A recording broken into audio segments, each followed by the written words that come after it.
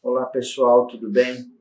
Meu nome é Adalton e nós vamos fazer uma apresentação da iridologia biomolecular e as novas atualizações. Quer dizer que iridologia biomolecular é aquela que correlaciona microscopia de campo claro in vivo in vitro e a microscopia de campo escuro in vivo, né?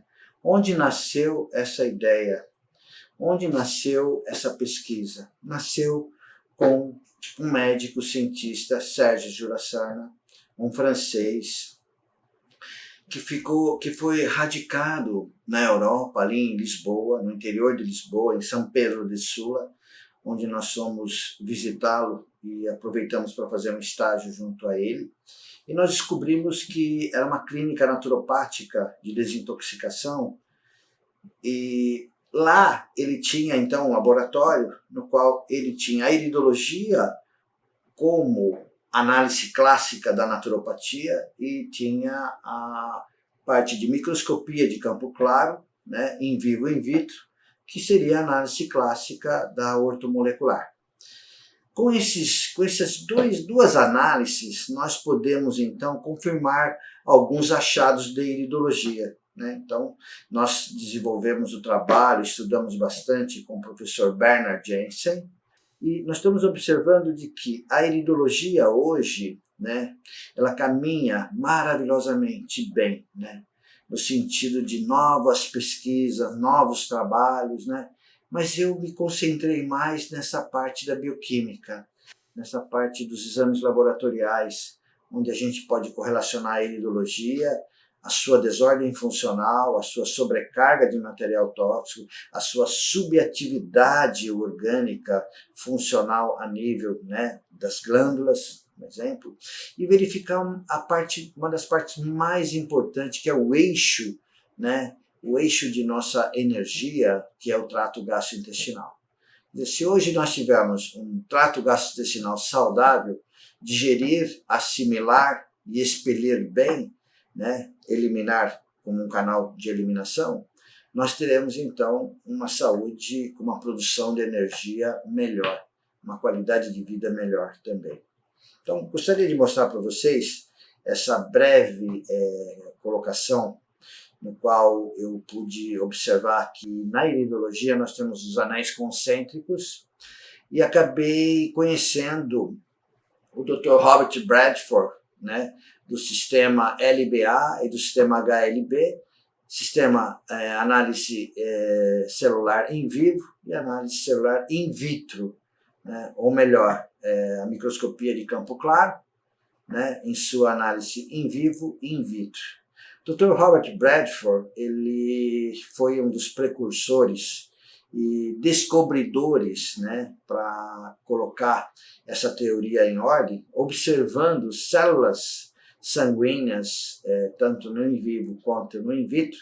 Ele observou que a correlação de um sangue com uma patologia grave, né, ou moderada ou leve, né, ou já instalada, poderia ser observada a nível de radicais livres. A formação de radicais livres é uma formação indireta que a gente vai verificar na análise in vitro, que é uma análise que a gente pode correlacionar os anéis concêntricos da própria íris. Eu estou falando da análise de iridologia jensiana, né? Então, vamos observar nesse gráfico que vocês estão vendo aqui, do HLB abaixo, né, onde vocês veem 7 níveis, né, de anéis concêntricos. Observe, então, uma gota de sangue já coagulada, uma gota seca, né, que o centro é escuro, né, vocês veem esse círculo, né, essa forma de um círculo escuro, e quando vocês olham, né, aí do lado seu esquerdo, vocês vão observar que vocês têm aí como se fosse uma forma de uma íris, né, por coincidência, a observação do centro é o trato gastrointestinal, desde do anel concêntrico 5, 6 e 7, nós podemos observar que quanto mais escuro o centro de uma gota, maior é a relação que existe com a área intestinal tóxica. Eu estou falando tóxica, eu estou falando também numa desbiose intestinal. Eu estou falando também na parte de intoxicação por resíduos, né, fecais envelhecidos aderidos à mucosa. Quando nós olhamos na íris, nós nos deparamos sempre com a área mais escura da íris. Qual é? A área do trato gastrointestinal. A área intestinal sempre será a área mais escura, porque aí é que se acumula, né, vários lixos celulares e dejetos que são eliminados por ele. Então, a mucosa intestinal, ela merece um trabalho de reequilíbrio.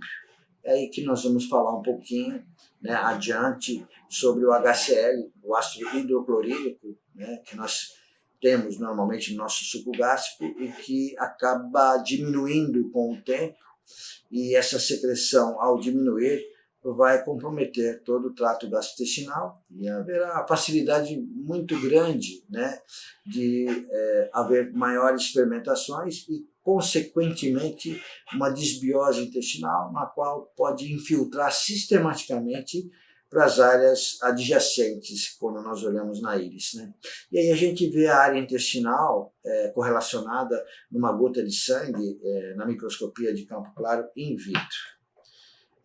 Observe agora, né, que aqui eu estou falando de hipocloridria estomacal, mas eu quero que vocês observem, né, o que está indicando, né, nesse trato gastrointestinal tóxico, né, é uma área escura, é uma área enegrecida e é uma área onde a gente pode observar que a área estomacal não tem a sua delimitação. Consequentemente, é uma área onde existe uma hipocloridria estomacal acentuada, né? E essa infiltração toda que a gente vê, muitas vezes pode ser até inerente, até hereditária, essa coloração, mas com o tempo ela vai se escurecendo, o que indica que existe um assentamento tóxico nessas áreas e uma maior vulnerabilidade de uma subatividade orgânica e, consequentemente, um mau funcionamento geral do trato gastrointestinal.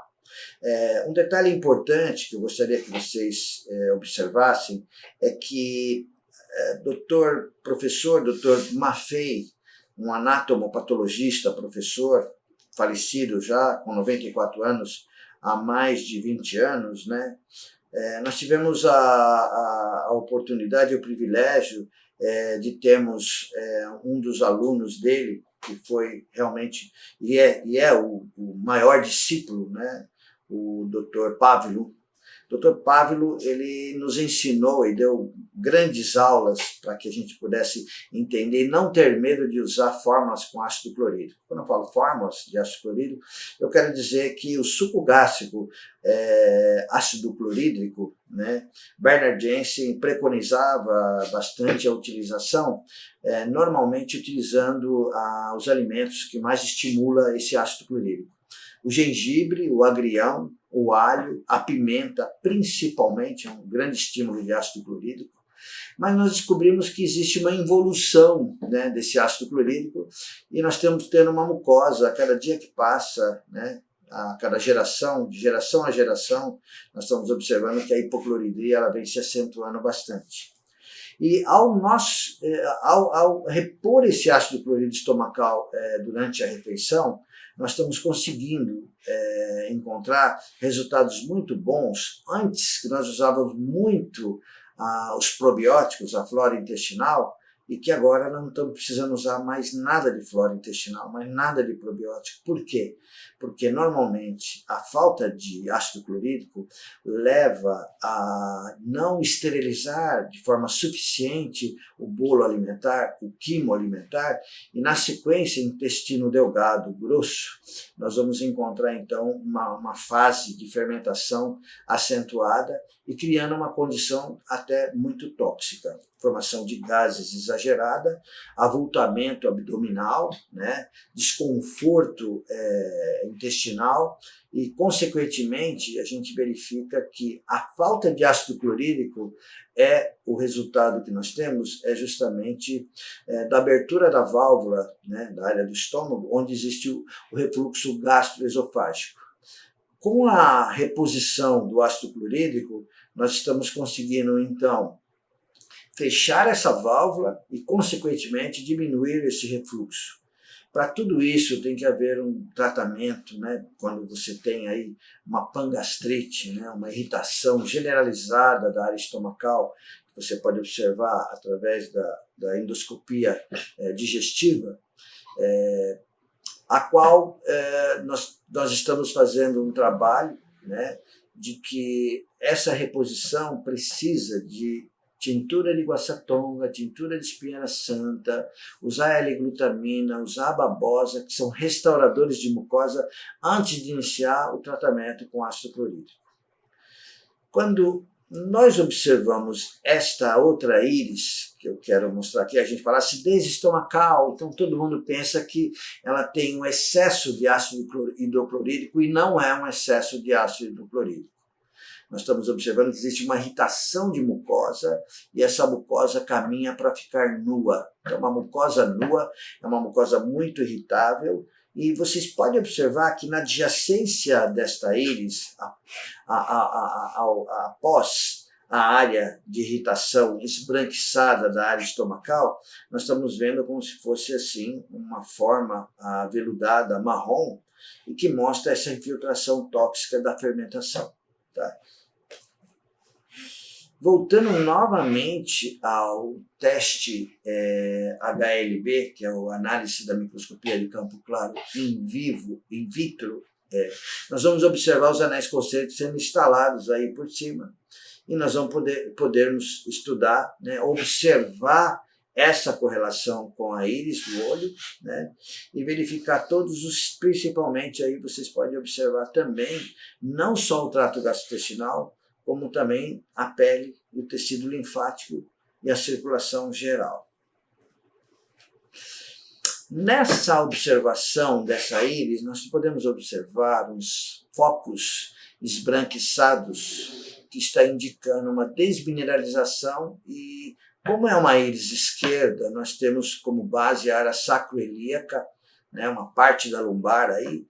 E se a gente subir mais acima, a gente vai ver outro foco desmineralizado na área cervical. Esse foco desmineralizado da área da coluna pode ser correlacionado à microscopia de campo claro. Eu vou só falar para vocês a análise in vitro, né? Uma análise in vitro. Todos esses raios, né, que vocês observam, né, essa forma radial de uma fibra esbranquiçada, uma linha esbranquiçada, que ela vai quase do centro para a periferia, né? São os radiais de desbalanço de cálcio, onde vocês podem observar aqui embaixo dessa gota de sangue coagulada, né? E se vocês observarem, o cálcio caminha junto com o magnésio. Toda forma contrária à radial desbalanço de cálcio, ela pode ser considerada um déficit de magnésio.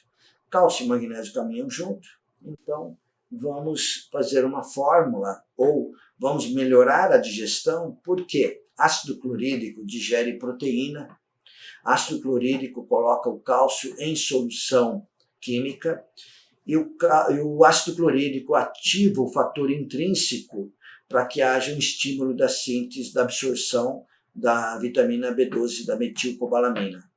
Estou falando isso para vocês porque quando nós utilizamos o HCl, né, inicial de 3,7, nós podemos ir até 20, 30, 40, isso vai ser um estudo e uma análise bioindividual de cada paciente que vocês vão fazer. A prática ajuda muito isso. E nós estamos pensando em fazer até um curso sobre o HCl junto com o professor e doutor Pavlo, que foi um discípulo do professor Maffei e que é um expert nessa área. Pensando bem, se nós utilizarmos o ácido clorídrico, nós vamos parar de fazer tantas fórmulas caras, tantas fórmulas que consomem na parte que nós temos que administrar custos a esse paciente. Então vamos diminuir custos, evitando muitas fórmulas de ortomolecular e tentando trabalhar regulando o pH estomacal com ácido clorídrico. Lembrando vocês que toda vez que nós estivermos utilizando o HCl, nós temos então aí uma regulagem do pH do estômago, intestino delgado, intestino grosso, pH das vias urinárias, o pH da saliva e, finalmente, o pH sanguíneo. Ao regular esses pHs ideais, nós estamos regulando toda a química do corpo.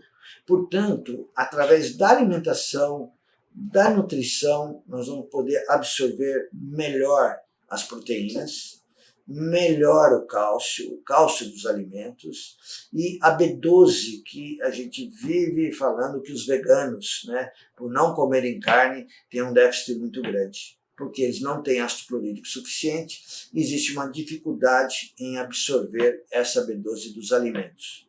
Com HCl, então, passa-se a haver maior estímulo do fator intrínseco. Sobre outro detalhe importante, um sinal quase similar ao desbalanço de cálcio, vocês vão ver um sinal menor, com uma radial menor, que está sendo apresentada assim como uma trilha, né, indo da área mediana da gota de sangue coagulada. Ela pode aparecer normalmente na área nas primeiras 3 gotas, ela pode aparecer e ela pode finalizar confirmando esse déficit maior. Claro que essa análise que vocês estão observando aqui em cima da íris, né, eu não posso estar confirmando totalmente, mas no momento que eu tenho a foto da íris e tenho esses pequenos raios na periferia, né, e ao confirmar esses pequenos raios na periferia de uma gota de sangue em microscopia de campo claro, eu vou poder observar que a 25-HD3, que é o exame que você verifica a síntese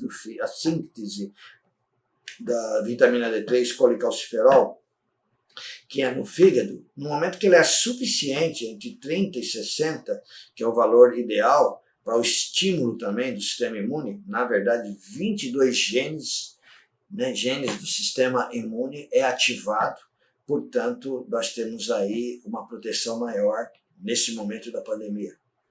Quando você toma, eu diria assim, mega doses de vitamina D3, você tem que ter o cuidado de, se você passar, se o normal é entre 30 a 60, e se você passar de 60 e ir para 100 ou mais, você pode fazer uma imunossupressão, e as megadoses são só utilizadas em doenças autoimunes. Portanto, eu vou pedir para vocês muito cuidado ao utilizar a vitamina D3 em megadose. Eu tomo 10 mil, eu tomo 50 mil, eu tomo 100 mil. Será que você fez o exame certo para você comparar a sua necessidade? Então, a cada 3, 4 meses, faça um exame, tome uma dose moderada, né? A moderada vai ser de acordo com o teu exame laboratorial aí. É melhor não deixar passar de 55, de 60, para você manter o estímulo do sistema imunológico na área do fígado. Quando nós fazemos o exame, então, aqui embaixo, 1,25 OHD3, este já é para virar a vitamina D3 se transformar em um hormônio. Nós temos que ter o PTH dentro do limite de normalidade, para que haja uma distribuição melhor de cálcio. E desta forma, então, nós vamos observar que o rim tem que funcionar muito bem. Então, excesso de vitamina D3 pode alterar 1,25 HD3 e pode alterar a área renal também, quando se toma muito cálcio e vocês têm esse desequilíbrio da D3 na síntese renal, que é 1,25. Observe a creatinina, a ureia e atenção ao receitar a vitamina D3 aqui.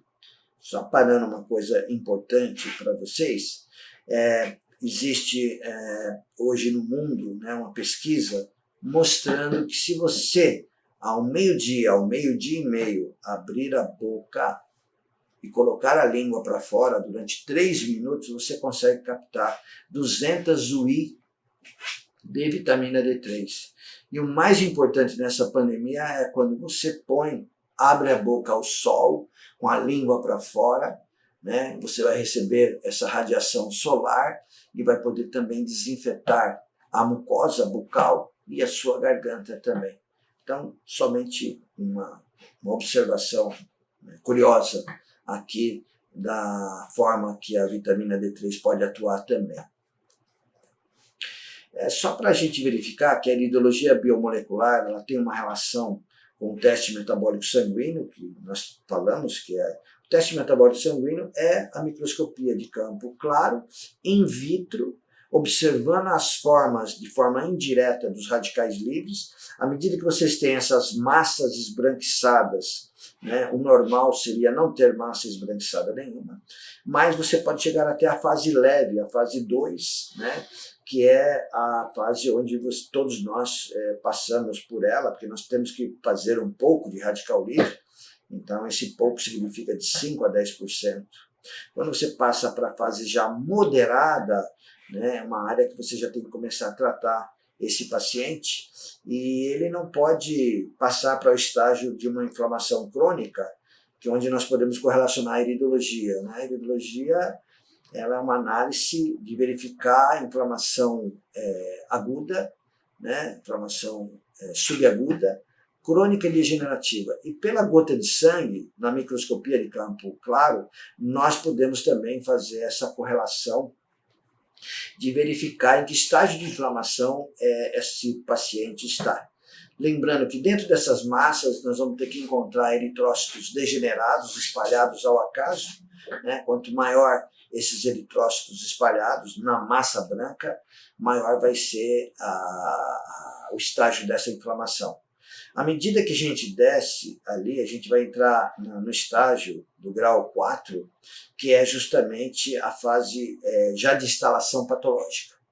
Aí então é que começa a desordem funcional maior, no sentido da patologia. Já o 5 já é a fase muito grave, onde existe uma evolução dessa patologia, né? Onde a gente vai correlacionar com a fase então do estágio de inflamação degenerativa observado na íris. Portanto, como é importante a iridologia jensiana clássica até hoje. Né?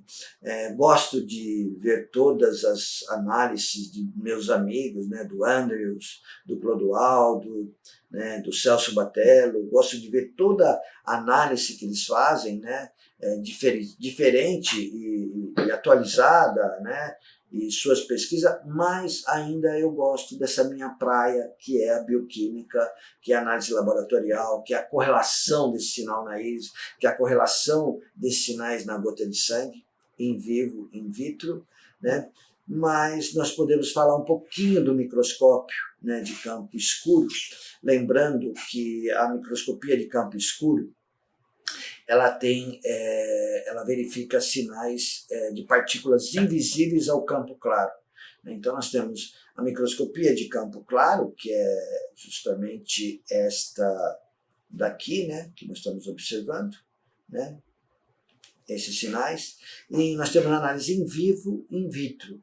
Então no plasma sanguíneo nós podemos observar que na análise da microscopia de campo claro in vivo, nós não conseguimos verificar essas partículas que são os coloides, né, que se alteram, né, as suas formas, né, o que promove um desenvolvimento polimórfico, o que quer dizer que a microscopia de campo escuro verifica a nível intracelular.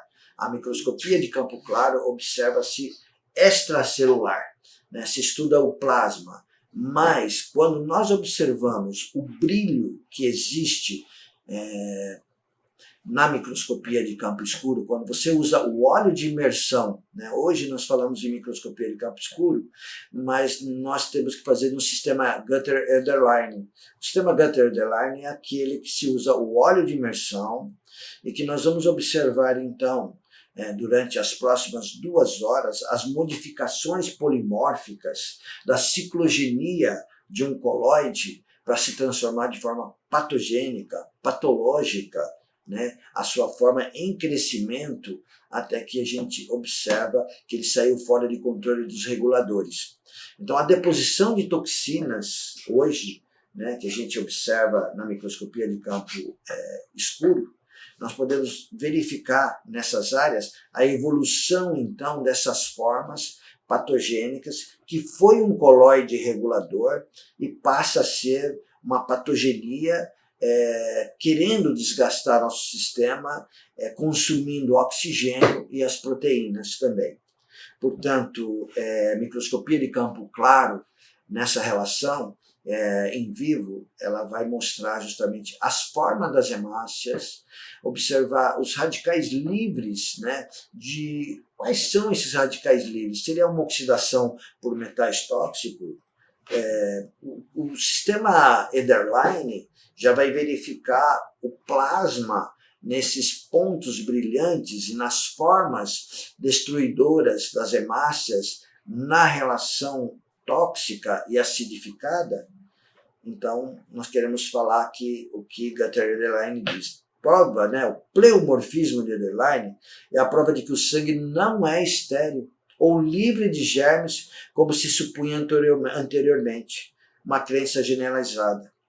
Então é interessante nós observarmos que de repente a gente acha um estafilococo, um streptococcus, e a pessoa fala, eu acho que eu não tenho nada. Mas já está havendo, né, uma forma, de onde veio essa bactéria? Ela pode nascer lá dentro dessa ciclogenia, né, que é justamente o estudo do pleomorfismo de Ederlein, mas nós temos que entender o seguinte, que a doença significa perturbação simbiótica, né, ou uma disbiose. Deixa eu mostrar aqui para vocês. O terreno biológico, então, observado no campo escuro, que é justamente essa área do plasma, nós podemos observar esses pontos brilhantes que são considerados como reguladores. São esses coloides que, à medida que recebe uma infiltração tóxica, tanto do intestino, né, para o sangue, ou quanto também de forma endógena, onde é produzido essas toxinas, onde o lixo, né, da alimentação hoje artificial, né, das farinhas brancas, dos açúcares. O açúcar é o maior acidificante, o açúcar é o gatilho maior da inflamação. Portanto, é impossível você regular com qualquer outro remédio, né, um terreno biológico. A única forma de se regular um terreno biológico é fazer uma dieta, uma alimentação natural, sempre voltada para o mais orgânico, um suco verde orgânico, não precisa ser vários copos, você pode tomar até por dia uma xícara grande de suco verde orgânico, zerar os açúcares, né, e fazer uma alimentação saudável. Essa alimentação saudável, aí nós vamos entender que a água é uma das principais fontes de saúde, porque a água da torneira filtrada, a água vai formar nosso sangue. Nós somos formados de água. Se você tem a água da torneira que já recebeu sulfato de alumínio, hidróxido de alumínio, já recebeu fluoreto de sódio, já recebeu óxido de cobre, então o fluoreto de sódio se torna um grande veneno, não só na pasta de dente, como na água da torneira. E aí você vai ferver e concentrar esses óxidos todos, isso vai se instalar dentro de você em desequilíbrio, principalmente o desbalance do cálcio, e pode levar você a grandes patologias. Existe um desgaste grande na formação de óxidos que vão oxidar as membranas das hemácias e de todas as células. Então, recomendo água mineral leve para cozinhar, suco verde, zerar açúcares, né, e zerar também outros alimentos, né, desde os que têm conservantes, né, aqueles alimentos como os enlatados, né. Vamos buscar uma alimentação mais natural para nosso paciente, né, para nosso cliente, e vamos colocar ele em uma reta de alimentação saudável. Observe aquele que tem um campo, né, uma microscopia de campo escuro, ela vai mostrar um terreno biológico muito acidificado, né? Esse acidificado mostra que esses vários pontos brilhantes que vocês estão observando ao redor das hemácias, eles são já filamentos, chamado fila 1, fila 2, que já passou da parte apatogênica, reguladora, para a parte já patogênica em evolução pleomórfica, nessa ciclogenia, né, que mostra bactéria, fungos e até vírus. Observe também que as hemácias estão em forma de alvo. toda vez que existe hemácia em forma de alvo, existe uma sobrecarga na área hepática. Portanto, ela vai indicar que o fígado precisa ser tratado. Observem esse atlas, né, do ciclo, ciclo de vida do Mucor racemoso freezer, pelo Dr. Gunther Ehrlein, onde que há mais de 50 anos ele desenvolveu esse atlas. Observe a primeira forma apatogênica, a segunda forma patogênica. Observe que os reguladores estão na forma 1 apatogênica. Nós temos os simprotites, que são os coloides reguladores desse lado. À medida que existe um congestionamento, uma deposição de toxinas, nós vamos observar que passa para a primeira forma patogênica, que é o fila, depois passamos para a segunda fase, que é o fila 2, entramos na fase condrite, condrite 1, condrite 2 livre, e na fase do leptotrixia buccalis, que é onde começa a fase grave. Ela evolui para leptotrixia buccalis na fase 2, e nós temos o sinacite lá em cima, que já pode determinar uma patologia já grave, e normalmente nos casos de câncer oncológicos, essas formas do sinatites, elas aparecem na microscopia de campo escuro, que só são observadas através da microscopia dentro da configuração do sistema Ehrlein com óleo de imersão. Se nós não tivermos uma boa qualidade de óleo de imersão da Merck ou da Zeiss, vai ser muito difícil observar essas formas, tanto apatogênica como patogênicas. Neste mapa que nós desenvolvemos laudos para várias clínicas e institutos aqui no Brasil.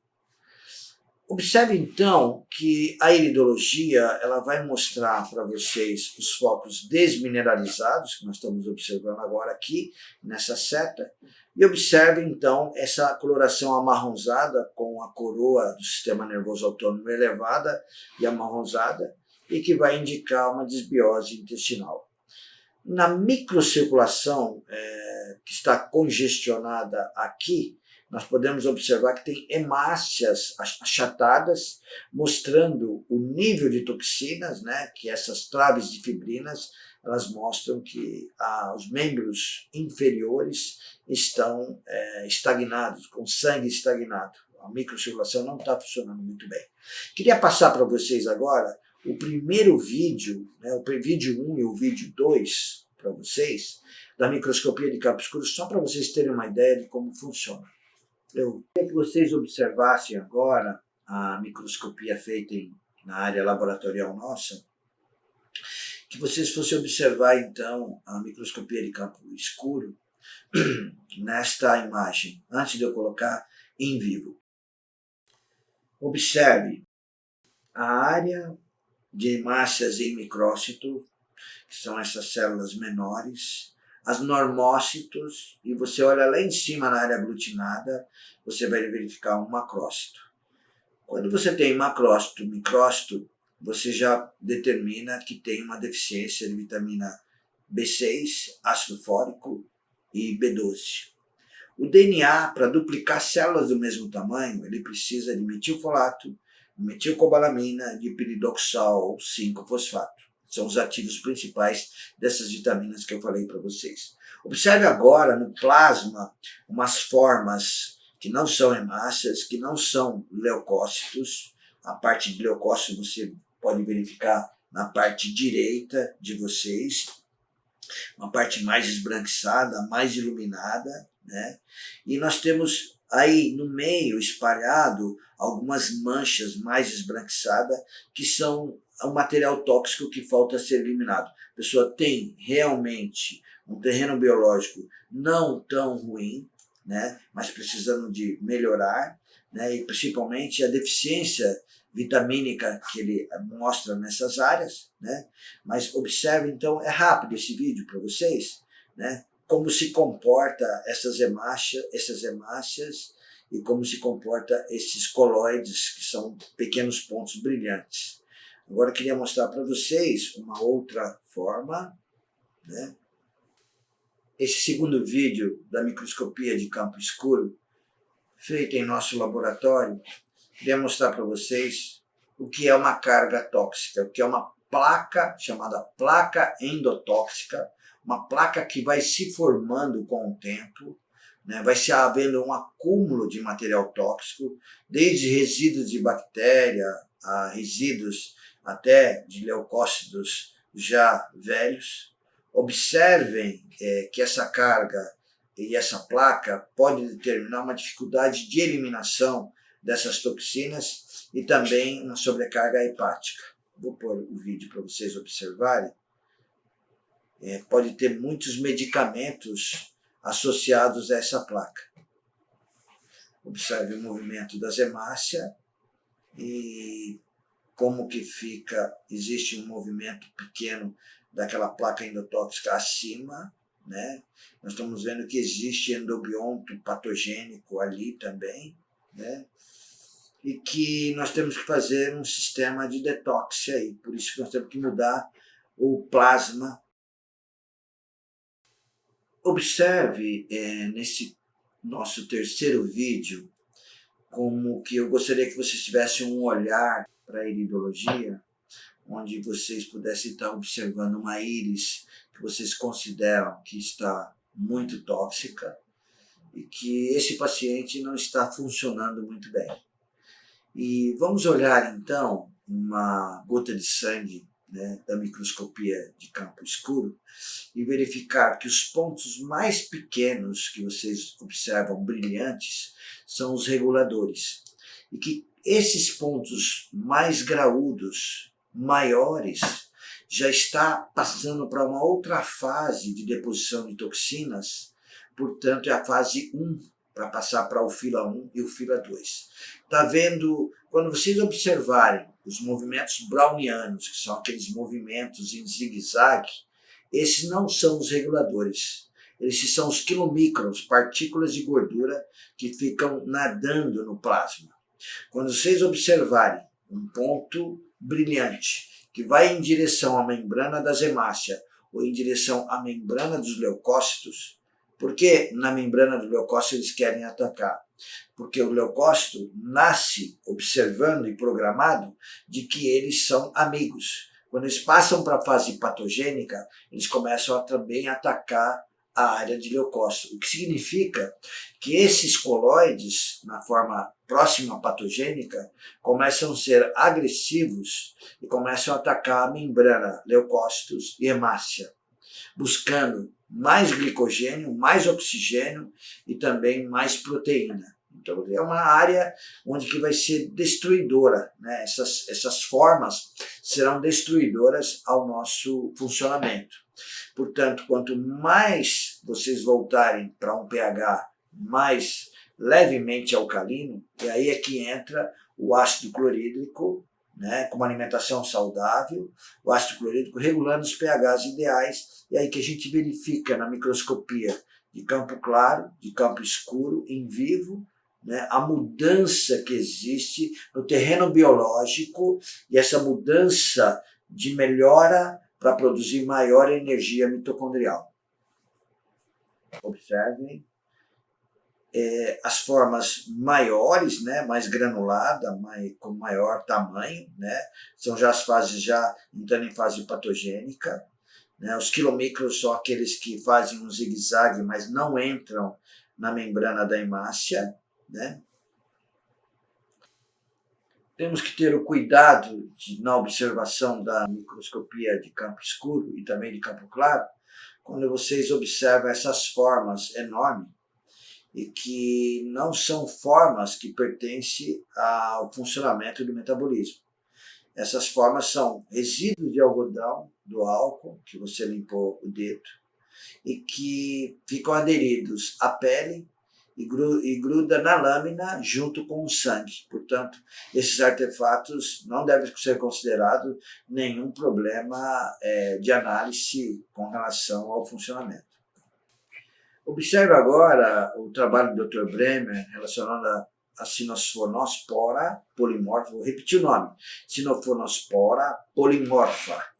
Interessante esta forma fungal, onde o Dr. Breme conseguiu captar imagens e correlacionar a câncer.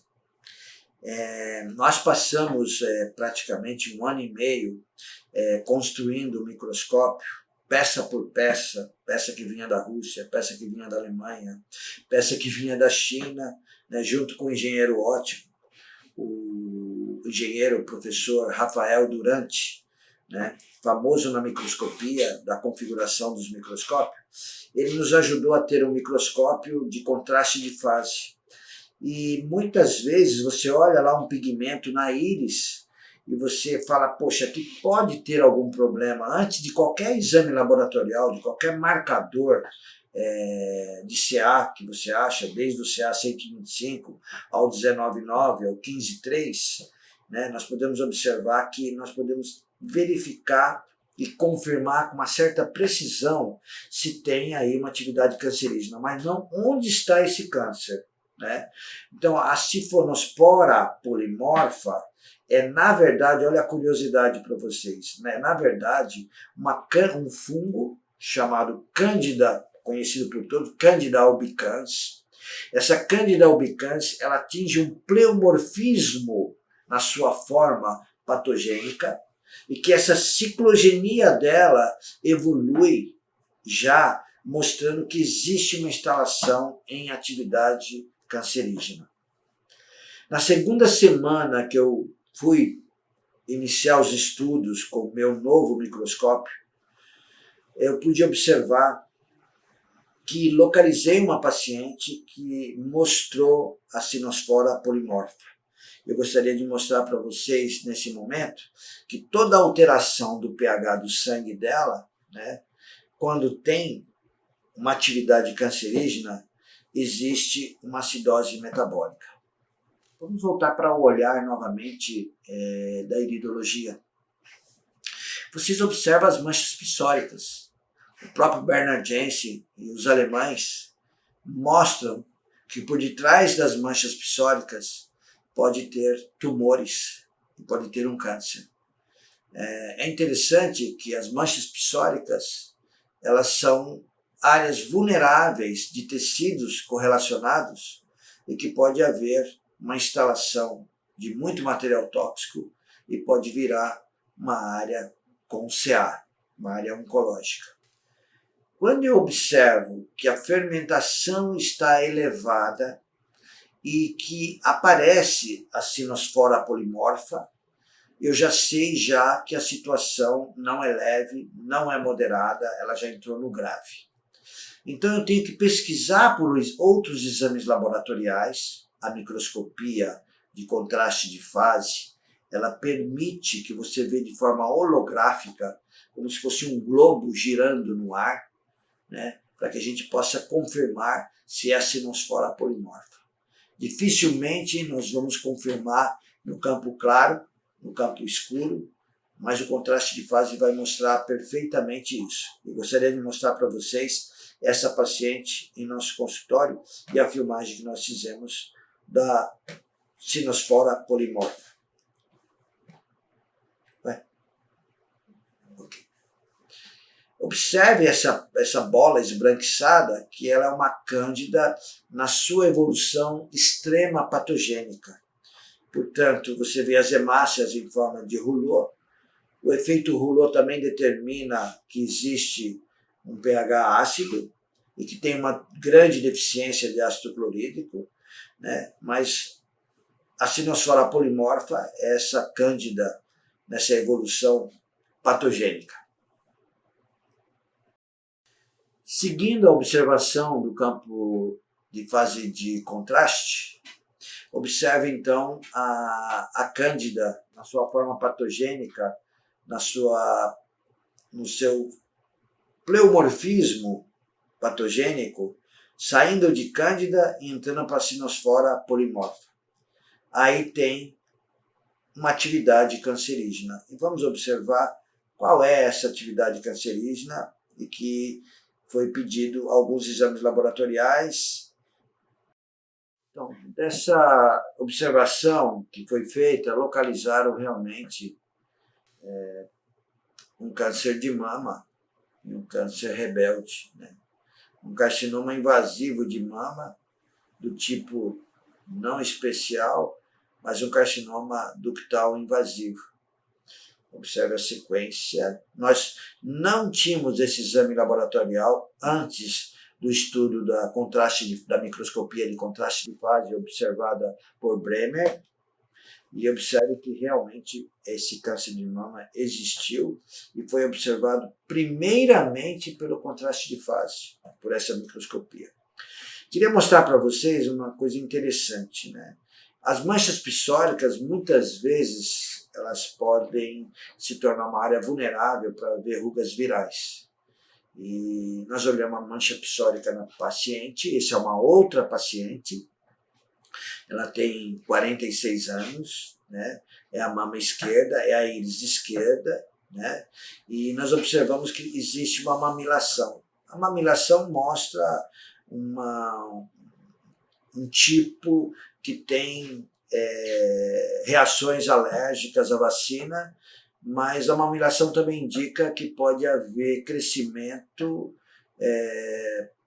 de formas, né, como o útero no fibroma, a próstata na hipertrofia prostática benigna, né? E nós observamos que essa mamilação toda também poderia se correlacionar a uma mancha psórica muito escura, que nós perguntamos a essa paciente o que ela tinha na mama. Ela mostrou que ela tinha uma verruga que já estava incomodando ela, uma verruga viral. Como é que nós sabemos sobre verruga viral? É quando você tem a forma crescida, como se fosse um vulcão, ela tivesse uma cratera, esse é o reconhecimento de uma verruga viral. Fizemos um tratamento com a utilização de um extrato cítrico de cascas de frutas, de sementes de laranja, tangerina, limão e cascas desses cítricos, né, por via oral, e também o mesmo ativo desses cítricos utilizado na parte tópica, sumiu, né, o antes e o depois do tratamento, e onde que nos indicou essa verruga viral, né, que foi destruída com extrato cítrico, né, chamado até biocide, não sei se vocês já viram falar. Observe então na íris esse mesmo sinal, né, e essa correlação que nós conseguimos fazer.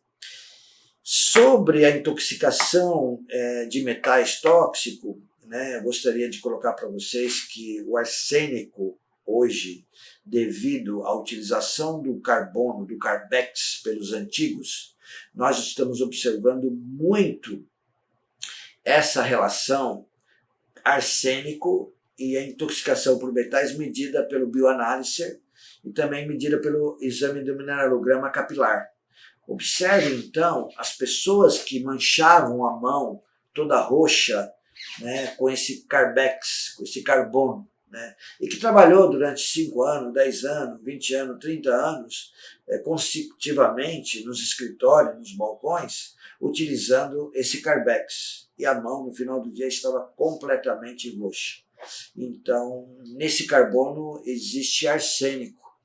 E esse arsênico ele pode se infiltrar pelas mãos, pelos microsporos das mãos, e ele vai se instalar com uma afinidade na pele e na parte neural cerebral, né? Aí que vem algumas complicações, e nós vimos também que crianças autistas, existe estudo que eles têm uma concentração elevada de arsênico na área neural, na área cerebral, nas células neurais do cérebro. Queria mostrar para vocês um detalhe com relação à intoxicação de arsênico na íris do olho, onde você vê a periferia, que é a pele, né, mais azulada, né, e que essa pessoa lidou muito com o papel carbono. Observe periferia azulada.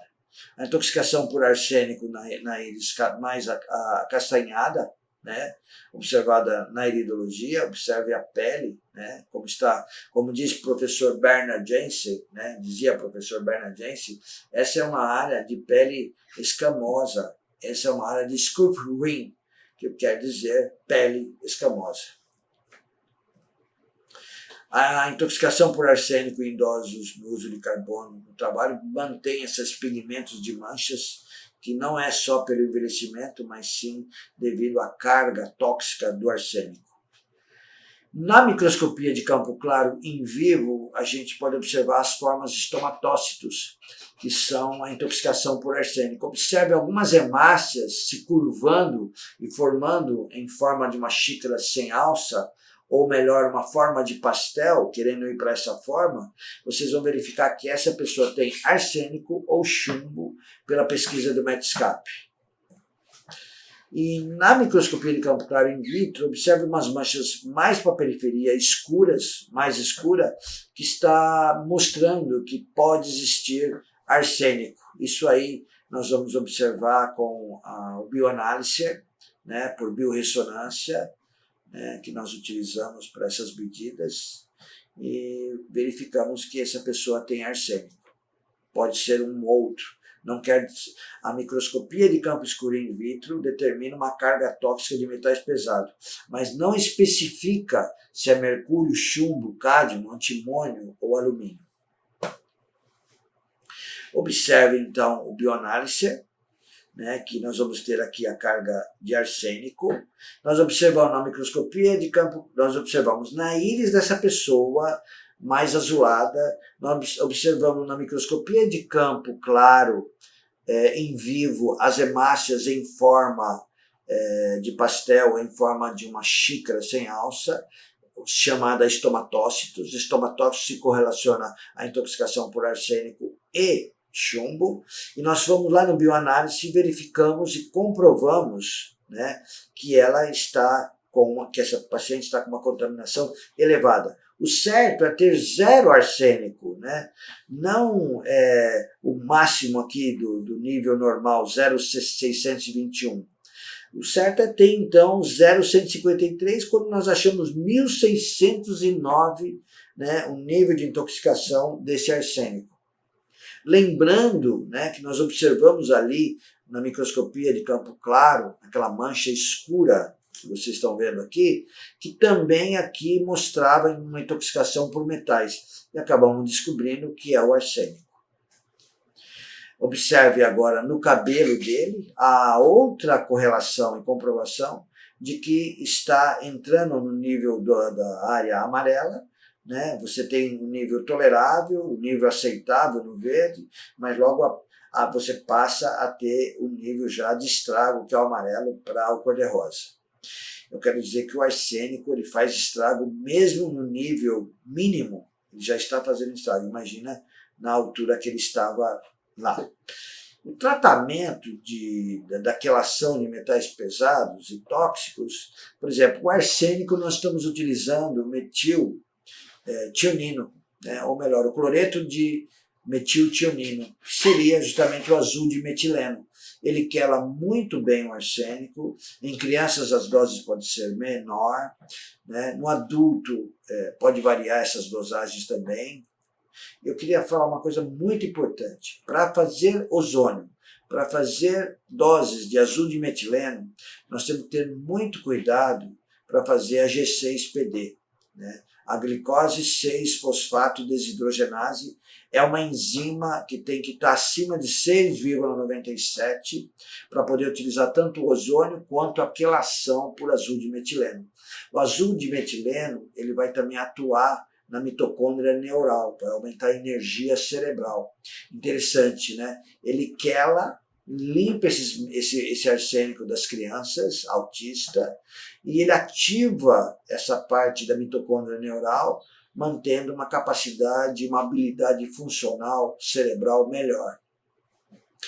Aqui nós temos a utilização para chumbo, mercúrio e também para o arsênico, níquel, antimônio, alumínio, cromo, né? Eu quero mostrar para vocês que o cádmio também, vocês podem utilizar, aqui no centro tem DMSA de 5 a 20 miligramas, o alfa-lipoico R, tem que ser o R que tem uma maior biodisponibilidade, o que quer dizer que esse alfa-lipoico ele é fundamental porque o alfa-lipoico não R, o que não é o R, ele tem menor biodisponibilidade e tem maior acidificação.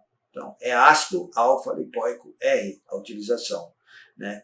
E interessante que ele tem uma meia-vida de 3 horas e meia, né? E nós precisamos, então, fazer de 2 a 4 doses por dia, a cada 3 horas, né? Porque o DMSA não entra dentro da barreira hematocefálica, enquanto o alfa-lipoico R ele entra dentro da barreira hematocefálica, e ele dentro de 3 horas e meia ele vai ter a meia-vida dele terminada.